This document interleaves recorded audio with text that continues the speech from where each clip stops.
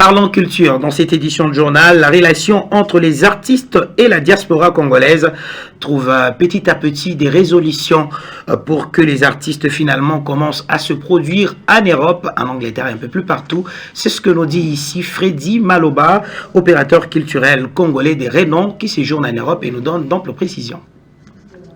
Monsieur Freddy Maloba, bonjour. Bonjour Idriss.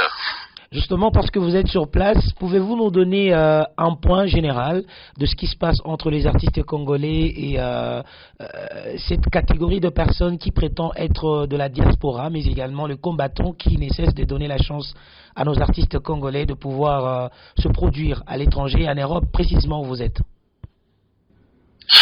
Merci Idriss. Il faudrait commencer par la genèse de cette histoire de combattants. Cette histoire de combattants a commencé, je pense qu'il y a de cela 20 ans, quand le président Joseph Kabila était au pouvoir. Et l'histoire a commencé à Londres précisément, avec quelques amis que moi je connais personnellement, qui ont débuté ces mouvements. Et les revendications étaient tout à fait normales, puisque à cette époque, il y avait d'abord cette nationalité douteuse de l'ancien président Kabila, et puis ils ont donné quelques revendications, l'économie du pays, et tout. Il y avait beaucoup de choses, l'insécurité, tout ça. Alors il y a eu ce mouvement qui est né à Londres. Il faudrait que je précise bien, en Europe, le mouvement des combattants a commencé à Londres. Et de là, ça a pris de l'ampleur jusqu'à Paris, Bruxelles, un peu presque partout, aux États-Unis aussi. Il y a eu en Afrique du Sud, puisqu'il y a aussi des combattants vraiment, des vaillants combattants au niveau de l'Afrique du Sud.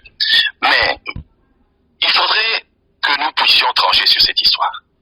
Qu'est-ce qui va se passer 20 ans après? Puisque le président Kabila n'est plus au pouvoir. Nous avons ce régime de notre président Félix Tshisekedi, que tout le monde prétend, tout le monde le dit, qu'il est, on connaît chez lui, c'est à Limité, on connaît ses parents. Donc il n'y a plus de points revendiqués par ces gens-là. Il n'y a plus un problème de dire que non, voilà, l'actuel président a une nationalité douteuse, ou bien, si on peut parler de l'insécurité, oui, il y a un problème à l'est de la RDC, d'accord, mais nous sommes en train de résoudre ce problème avec le président Tshisekedi, avec une diplomatie agissante. Nous sommes en train de voir les résultats et nous pensons que dans les jours à venir, il n'y aura plus de guerre à l'est de la RDC. Alors, vous allez remarquer qu'il n'y a pas longtemps, il y a 2 semaines, Werrason était à Londres. Il a rencontré les combattants. Il a livré son concert en bon et due forme. Il n'y a pas eu de problème. Les combattants, les vaillants combattants, les pionniers de ce mouvement-là, ils ont parlé. Ils ont dit, ici à Londres, nous n'avons plus de problème. Tout celui qui veut se produire, il peut venir. Nous n'avons plus de problème. Alors, il reste un groupe de gens qui sont au niveau de Paris, un peu aussi à Bruxelles. Un groupe de gens, je dis bien un groupe de gens, parce qu'il n'y a jamais, tu sais, dans des mouvements, il y a toujours des brebis galeux. Alors, ces gens-là, ils continuent à se proclamer combattants et ils ne veulent pas toujours que les concerts puissent se faire au niveau de Paris, ou dans le nord de Paris, ou au sud de Paris, même à Bruxelles aussi. Mais au-delà même de la politique, il y a aussi de la jalousie.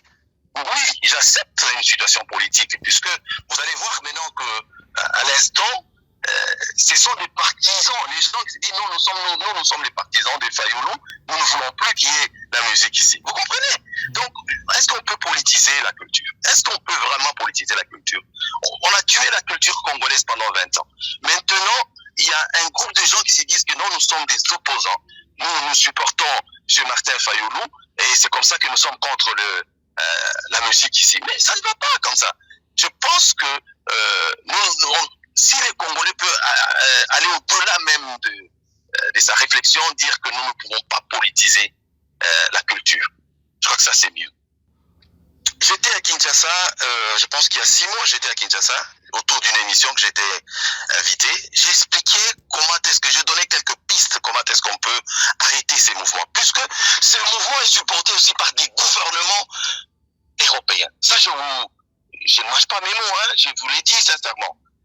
Je pense que, au-delà d'être, de se dire qu'ils sont combattants, ils sont supportés. Il y a des gens qui sont derrière eux. Et la plupart, je vous l'ai dit sincèrement, ce sont des gouvernements européens qui sont derrière eux. Ils se disent, bon, allez-y pour saboter le régime en place. C'est ça. Est-ce que le gouvernement congolais ne peut pas mettre un mécanisme en place pour discuter avec, par exemple, le gouvernement français ou bien belge. Ces gens-là, ils sont connus. Ils sont bien pointés, ils sont dans les caméras, ils sont sur YouTube, sur Facebook, ils sont bien connus. Les gens savent même là où ils habitent. Est-ce que le gouvernement, même si vous êtes réfugié dans un pays étranger, on ne peut pas arrêter ces gens-là? Il suffit d'arrêter 2 ou 3 et ce mouvement va disparaître. Que ce soit en France ou en Belgique. Je vous aime beaucoup, toute ma famille. Je salue particulièrement toute la famille Maloba. Freddy Maloba, merci beaucoup. Héros Télévision vous dit merci. Didier Maloba, joint par téléphone par notre rédaction, nous donnait effectivement de détails quant à ce